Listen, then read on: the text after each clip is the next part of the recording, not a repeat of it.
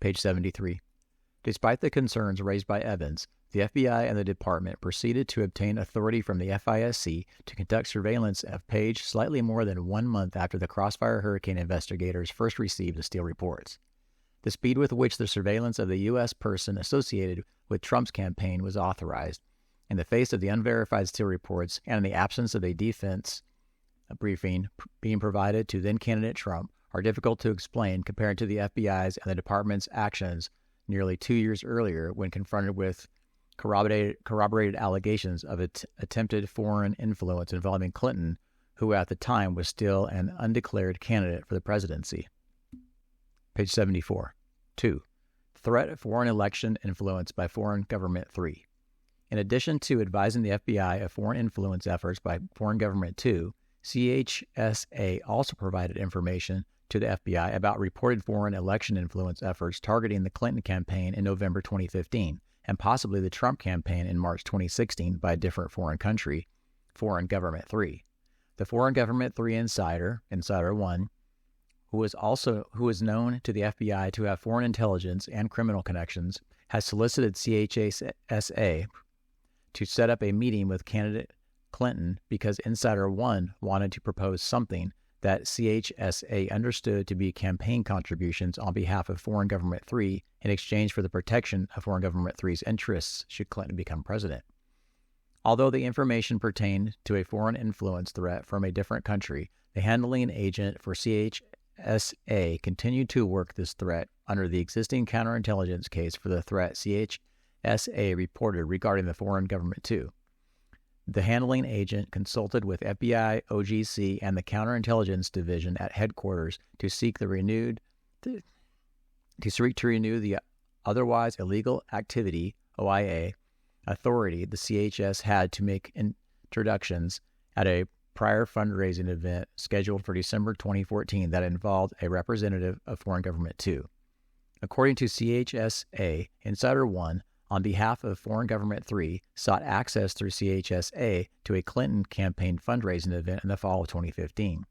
Although CHSA was initially advised by an individual associated with the fundraising effort that Insider 1 could attend, that individual consulted with the campaign and disinvited Insider 1 to the event because of the perceived negative attention a foreign national might attract. According to CHSA, the fundraising contact suggested CHSA schedule a separate meeting for Insider 1. Field Office 1 renewed the OIA from late 2014 for the CHS to attend the late 2015 event and make introductions on behalf of Insider A, but ultimately CHSA did not attend the event. Page 75. CHSA, however, did attend a fundraiser in January 2016 after providing same-day notice and receiving the approval of his FBI handling agent. CHSA reported in an email that Insider 1 got cold feet and was not going to attend because the source file report indicates Insider 1 was told by representatives of Clinton not to attend. When Insider 1 decided not to attend, she asked CHSA to deliver a message of support. CHSA provided the draft message to the handling agent. He received same-day approval from FBI OGC for the CHS to deliver the message at the event scheduled for later that day. However, without the knowledge of prior approval of the handling agent, CHSA had made a $2,700 campaign contribution, the maximum amount at the time for an individual contribution, prior to the event, which CHSA indicated she made on his or her credit card on behalf of Insider 1. If true, the campaign contribution on behalf of a foreign national would violate Title 52 U.S.C. Section 30121, Contributions and Donations by Foreign Nationals. However, despite CHSA's claim that the contribution was made in his or her personal name, the Federal Election Commission records reviewed did not reveal any contribution from CHSA's name. Rather, the Commission records corroborate a contribution paid by a credit card in the name of a close associate, who was a U.S. person, of CHSA. CHSA also told the handling agent that they, the campaign, were okay with it. Yes, they were fully aware from the start of the contribution being made on behalf of a foreign interest, and CHSA offered to provide a copy of the credit card charges. Despite the offer by CHSA to provide a copy of the credit card charges, we did not find any indication that the handling agent asked for or otherwise secured a copy. Page 76. When interviewed by the office about this contribution, one of CHSA's FBI handlers could not explain why this apparent illegal contribution was not documented in FBI records. Although the handling agent at the time asked CHSA about the payment, there is no indication that the agent documented the contribution in the CHS source file. Moreover, despite the CHS telling the handling agent that the CHS was going to Insider One's house after the event to update him or her, there was no follow-up by the handling agent to document that in the source file. In fact, the handling agent subsequently told the CHS to stay away from all events relating to the Clinton campaign. The Counterintelligence Division Unit Chief, Headquarters Unit Chief 2, also did not recall the campaign contribution, despite being shown the FBI net link chat dated at the time of the event between himself and the Headquarters Supervisory Special Agent 4, in which Headquarters Unit Chief 2 wrote, "Just spoke with the field office, ASAC, and asked Headquarters Advisory Special Agent 4, do we know who made the $2,700 donation? CHS's boss, or CHS on behalf of Insider One? We'll have to have an answer for that by the morning." In 2021, at the time of the office's interview of Headquarters Unit Chief 2, his SAC was the former ASAC of Field Office 1, with whom the link indicated Headquarters Unit Chief 2 had spoken about this matter at the time of the event in January 2016. Field Office 1 Supervisory Special Agent 1, who oversaw the investigation, also had no recollection about why this contribution was not documented in CHSA's source file, nor considered as reportable unauthorized illegal activity by CHSA. Also, Field Office 1 ASAC had no recollection of the payment by CHSA and did not know why it was not documented in the source file. Although Field Office 1 had documented reporting from CHSA regarding the threat to the Clinton campaign and subsequently to the Trump campaign, the Foreign Government 3's, page 77, foreign election influence efforts, Field Office 1 did not open a separate investigation into this threat, nor did Field Office 1 consider this information as to whether it would be a good idea to let Insider One get close to HRC in an operation, or that Insider One might be a foreign influence threat to the presidential candidates worthy of continued scrutiny.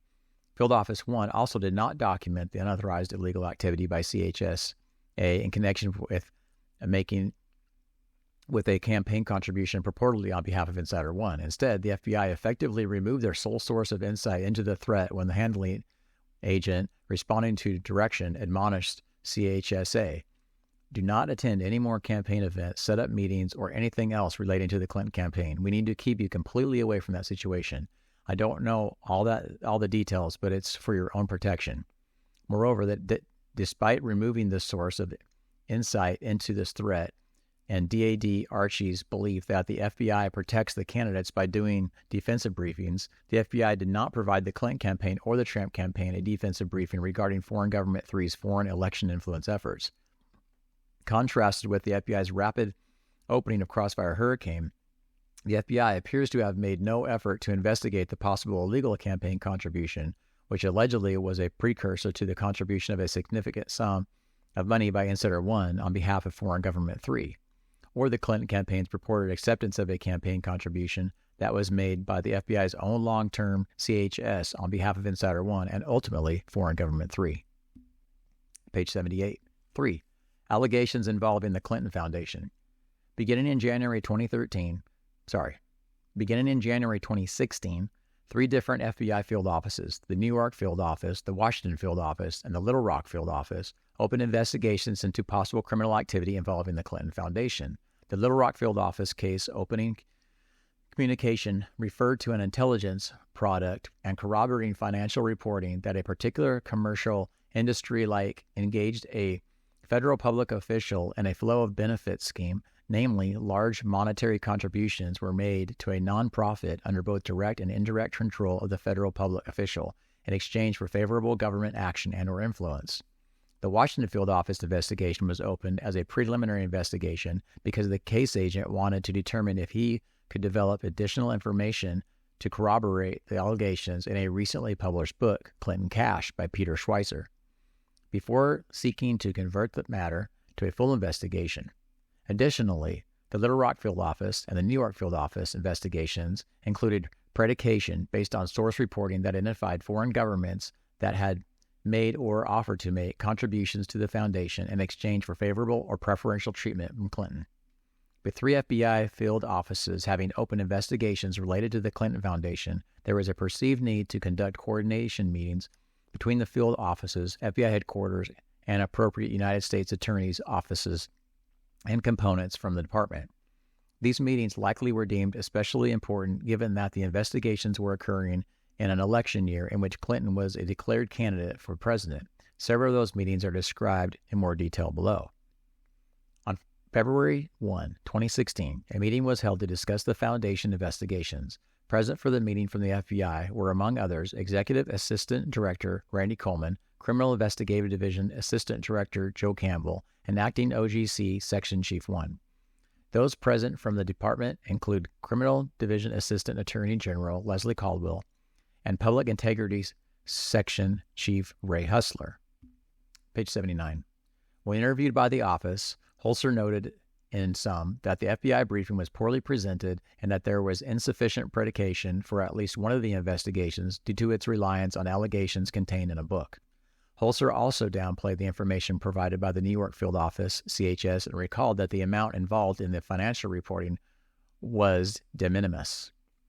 Although Holzer declined prosecution on behalf of the Public Integrity Section, he told the office he made it clear, however, that his decision was not binding on the various U.S. attorneys' offices or FBI field divisions. Acting OGC Section Chief 1 recalled that the department's reaction to the Clinton Foundation briefing was hostile. 3 weeks later, on February 22, 2016, another meeting was convened at FBI headquarters to discuss the Foundation investigations. The meeting was chaired by McCabe. Present for the meeting from the FBI were, among others, Coleman, Campbell, and representatives from the affected field offices, including then Washington Field Office Assistant Director in Charge, Paul Abbate. Representatives from the department and the affected U.S. Attorney's Office were also present. At the meeting, McCabe initially directed the field's offices to close their cases, but following objections, agreed to reconsider the final disposition of the cases. In this interview with the office, Abbate described McCabe as negative, annoyed, and angry. According to Abbate, McCabe stated they, the department, say there's nothing here and why are we even doing this? At the close of the meeting, Campbell directed that for any overt investigative steps to be taken, the deputy director's approval would be required. Page 80. This restriction on overt investigative activity essentially remained in place until August 2016. Abbate recalled the FBI personnel from the field offices left the meeting frustrated with the limitations placed on them by the deputy director. According to New York Field Office Assistant Director in Charge, Diego Rodriguez, Coleman called him on behalf of Director Comey around May and directed the New York Field Office to cease and desist from the Foundation investigation due to some undisclosed counterintelligence concern. Coleman informed Rodriguez that Comey wanted to consult with Associate Deputy Attorney General Dave Margolis regarding and referenced counterintelligence matter. The office was not able to determine what the counterintelligence issue raised by Comey was. On August 1, 2016, a video teleconference meeting was held wherein the Washington Field Office and the Little Rock Field Office cases were directed to be closed and consolidated into the New York Field Office investigations. During the video conference meeting, the New York Field Office was given authorization to seek subpoenas from the U.S. Attorney's offices in the Southern and Eastern Districts of New York. However, both the Southern District Office and the East District New York offices declined to issue subpoenas to the New York Field Office, despite previously expressing support for the investigation. Once again, the investigative actions taken by the FBI headquarters in the Foundation matters contrast with those taken in Crossfire Hurricane. As in initial matter, the New York Field Office and the Washington Field Office investigations appear to have been opened as preliminary investigations due to the political sensitivity and their reliance on unvetted hearsay information, the Clinton Clash Book, and CHS reporting. By contrast, the Crossfire Hurricane investigation was immediately opened as a full investigation despite the fact that it was similarly predicated on unvetted hearsay information. Furthermore, while the department appears to have had legitimate concern about the Foundation investigation occurring so close to presidential election, it does not appear that similar concerns were expressed by the Department or FBI regarding the Crossfire Hurricane investigation. Indeed, in short order after opening the Crossfire Hurricane file and its 4 subfiles, the FBI was having one of its longtime CSHS meet not with just one Trump campaign associate, but meet and record conversations with 3 such insiders. Page 81. And a little more than a month after opening the Crossfire Hurricane file on Page, a senior U.S. law enforcement official was publicly reported as confirming for Michael Isikoff and Yahoo News that the FBI had Page on its radar screen. In the end, the perceived difference between the approaches taken and mindsets of FBI personnel central to both the Clinton and Trump matters is well captured in a February 24, 2016 email between McCabe's special assistant Lisa Page and Strzok. Prior to the FBI's interview of Clinton and the investigation of her use of a private email server while she was serving as Secretary of State, the following exchange took place. Page, one more thing. Clinton may be our next president. The last thing you need is going in there loaded for bear. You think she's going to remember or care that it was more DOJ than FBI? Strzok, agreed. C. Investigative referral of possible Clinton campaign plan. 1. Factual background. The office also considered as part of its investigation the government's handling of certain intelligence that it received during the summer of 2016. That intelligence concerned the purported approval by Hillary Clinton on July 26, 2016 of a proposal from one of her foreign policy advisors to vilify Donald Trump by stirring up a scandal claiming interference by the Russian security services. We refer to that intelligence hereafter as the Clinton Plan intelligence. DNI Ratcliffe declassified the following information about the Clinton Plan intelligence on September 2020 and conveyed it to the Senate Judiciary Committee. In late July 2016, U.S. intelligence agencies obtained insight into Russian intelligence analysis in alleging that U.S. presidential candidate Hillary Clinton had approved a campaign plan to stir up a scandal against U.S. president candidate Donald Trump by tying him to Putin and the Russians. Hacking of the Democratic National Committee and the IC does not know the accuracy of this allegation or the extent in which Russian intelligence analysis may reflect exaggeration or fabrication. And according to his handwritten notes, CIA Director Brennan subsequently briefed President Obama and other senior national security officials on the intelligence, including the alleged approval by Hillary Clinton on July 26, 2016, of her proposal from one of her foreign policy advisors to vilify Donald Trump by stirring up a scandal claiming interference by Russian security services. Page 81.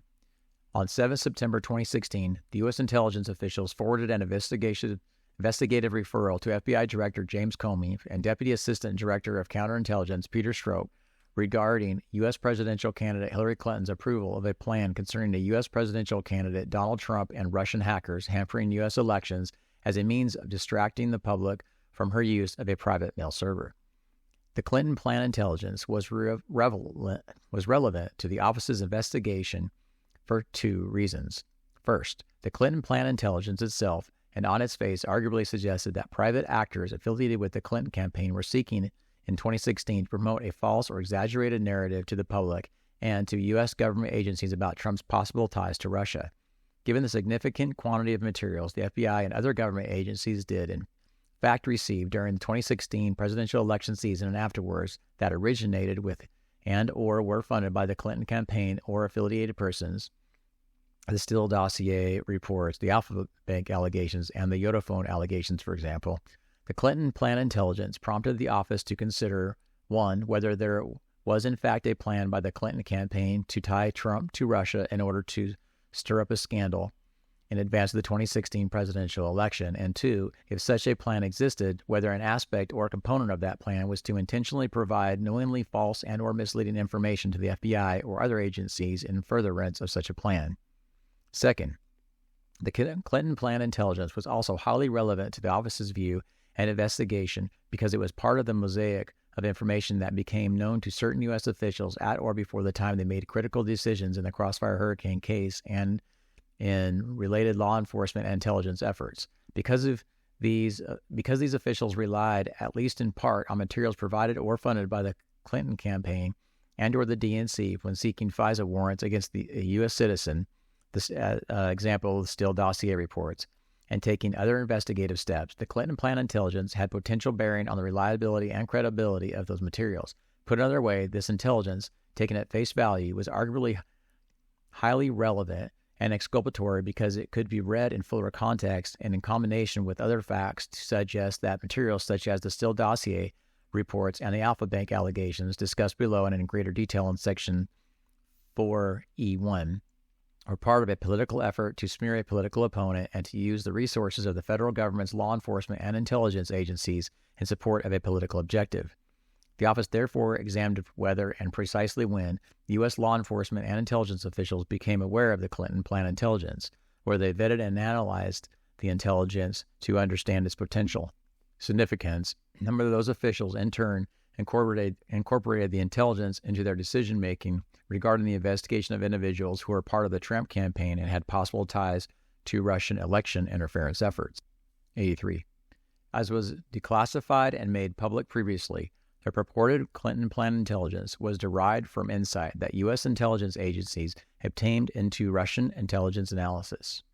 Given the origins of the Clinton plan intelligence as the product of a foreign adversary, the office was cognizant of the statement that D&I Ratcliffe made to Senate Judiciary Chairman Lindsey Graham in September 29, 2020 letter. The intelligence community does not know the accuracy of this allegation or the extent to which the Russian intelligence analysis may reflect exaggeration or fabrication. Recognizing this uncertainty, the office nevertheless endeavored to investigate the basis for and credibility of this intelligence in order to assess its accuracy and its potential implications for the broader matters within our purview. Given the significance of the Clinton plan intelligence and the need to protect sources and methods of the intelligence community, we report the results of our investigation in bifurcated fashion. More specifically, this section describes in unclassified form the circumstances in which U.S. officials received and acted on or failed to act upon the Clinton plan intelligence, as well as the nature and significance of the reactions to it. The classified appendix to this report provides further information about the details of the Clinton plan intelligence, facts that heighten the potential relevance of this intelligence to the office's inquiry, and the office's efforts to verify or refute the key claims found in this intelligence. A. Relevant facts. Before addressing the U.S. government's receipt and handling of the Clinton plan intelligence, we reiterate below the description of that intelligence as declassified by the D&I in his September 29, 2020 letter to Chairman Graham. Ratcliffe's letter stated in part as follows. In late July 2016, U.S. intelligence agencies obtained insight into Russian intelligence analysis alleging that U.S. presidential candidate Hillary Clinton had approved a campaign plan to stir up a scandal against the U.S. presidential candidate Donald Trump by tying him to Putin and the Russians' hacking of the Democratic National Committee. As described herein and in the classified appendix, U.S. officials described the Clinton plan intelligence in various other ways in their official notes and documents. As described more fully in the classified appendix, there were specific indications and additional facts that heightened the potential relevance of this intelligence to the office's inquiry. Page 84. 1. Receipt of the Clinton plan intelligence. The intelligence community received the Clinton plan intelligence in late July 2016. The official who initially received the information immediately recognized its importance, including its relevance to the U.S. presidential election, and acted quickly to make CAA leadership aware of it.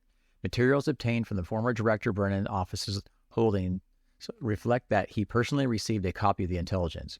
When interviewed, Brennan generally recalled reviewing the material, but stated he did not recall focusing specifically on its assertions regarding the Clinton campaign's purported plan. Brennan recalled instead focusing on Russia's role in hacking the DNC. On July 28, 2016, Director Brennan met with President Obama and other White House personnel, during which Brennan and the President discussed the intelligence relevant to the 2016 presidential election, as well as the potential creation of an interagency fusion cell to synthesize and analyze intelligence about Russian malign influence in the 2016 presidential election. Brennan's recollection was that he spoke to Director Comey on the morning of July 29, 2016, to brief him on his July 28 meeting with the President. Brennan could not recall that he actually saw the Clinton plan intelligence, but he did not think he had the information when he spoke to Comey on that morning. Immediately after communicating with President Comey and D&I Clapper to discuss relevant intelligence, Director Brennan and other agency officials took steps to ensure that dissemination of intelligence related to Russia's election interference efforts, including the Clinton plan intelligence, would be limited to protect sensitive information and prevent leaks. Brennan stated that the Interagency Fusion Cell, a team to synthesize and analyze pertinent intelligence on Russian malign influence activities related to the presidential elections, was put in motion after his meeting with President Obama on July 28. Email traffic and witness interviews conducted by the office reflect that at least some CIA personnel believe that the Clinton plan intelligence led to the decision being made to set up the fusion cell. Page 85. 2. White House briefing. On August 3, 2016, within days of receiving the Clinton plan intelligence, Director Brennan met with the President, Vice President, and other senior administration officials, including but not limited to the Attorney General, who participated remotely, and the FBI Director in the White House Situation Room to discuss Russian election interference efforts. According to Brennan's handwritten notes and his recollection from the meeting, he briefed on relevant intelligence known to date on Russian election interference, including the Clinton plan intelligence. Specifically, Director Brennan's declassified handwritten notes reflect that he briefed the meeting's participants regarding the alleged approval by Hillary Clinton on July 26 of a proposal from one of her campaign advisors to vilify Donald Trump by stirring up a scandal claiming the interference by Russian security services. 3. FBI awareness. The official was unable to determine precisely when the FBI first obtained any of the details of the Clinton plan intelligence other than Director Comey, who attended the August 3, 2016 briefing.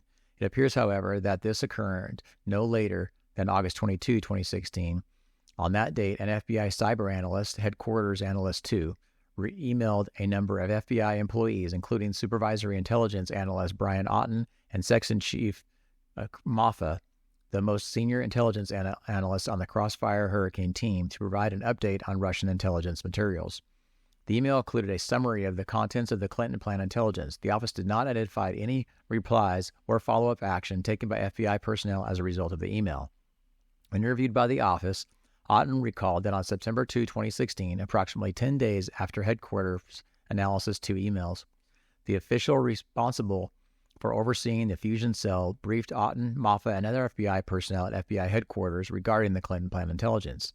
Otten did not recall any FBI operational personnel, example, Crossfire Hurricane agents, being present at the meeting.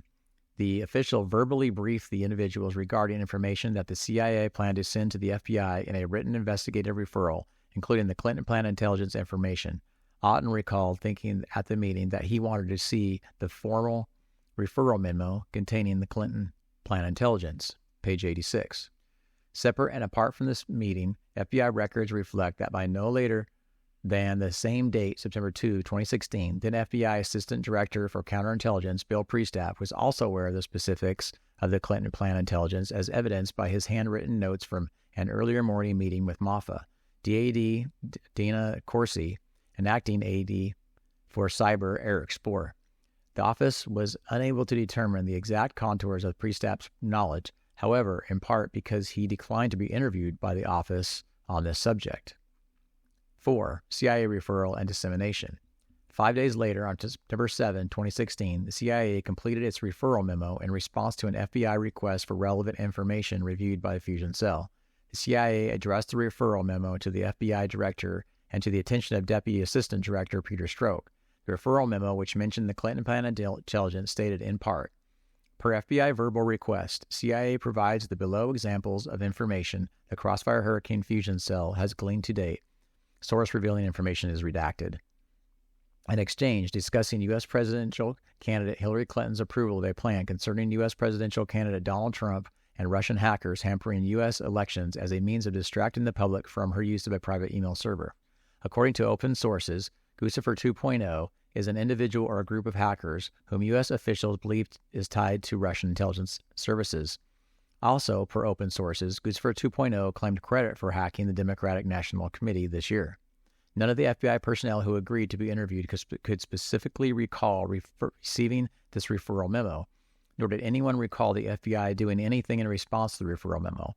Otten stated that it was possible he hand-delivered the referral memo to the FBI, as he had done with numerous other referral memos, and noted that he typically shared referral memos with the rest of the Crossfire Hurricane investigative team, although he did not recall if he did so in this instance.